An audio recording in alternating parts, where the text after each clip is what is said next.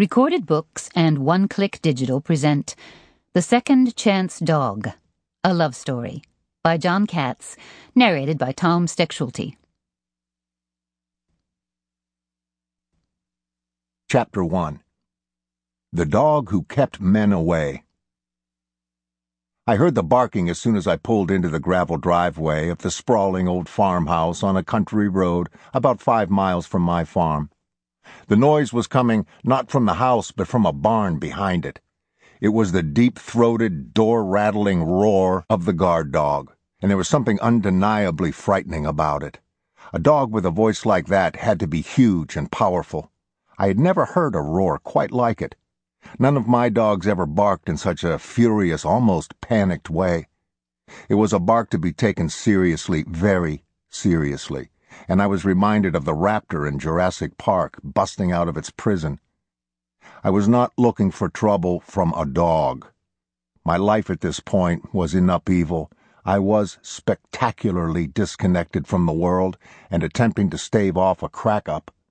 I tried to soothe my internal turmoil by focusing on fixing up my collapsing Civil War-era farm and barns, at least 3 of which were about to topple over into the road. Barns were collapsing and being torn down all over Washington County, New York, where I lived, but I was determined that my 4 would be saved. This project was horrifically expensive and complicated, but I couldn't bear to see these beautiful old structures disintegrate. I wanted some old windows to put in one side of my big dairy barn so that the grand old red silo housed inside the barn, an unusual feature, could be seen from outside.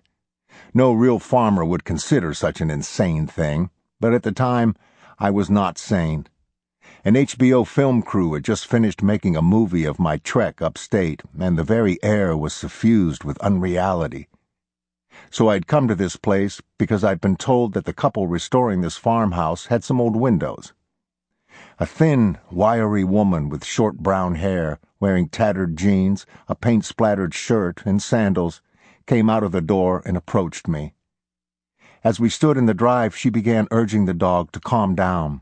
"Shh, Frieda, quiet," she said.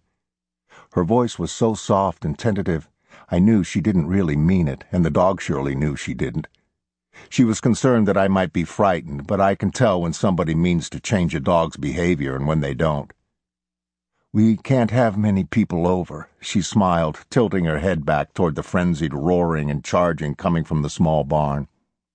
There was something melancholy about this woman.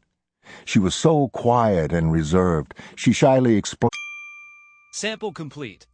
Ready to continue?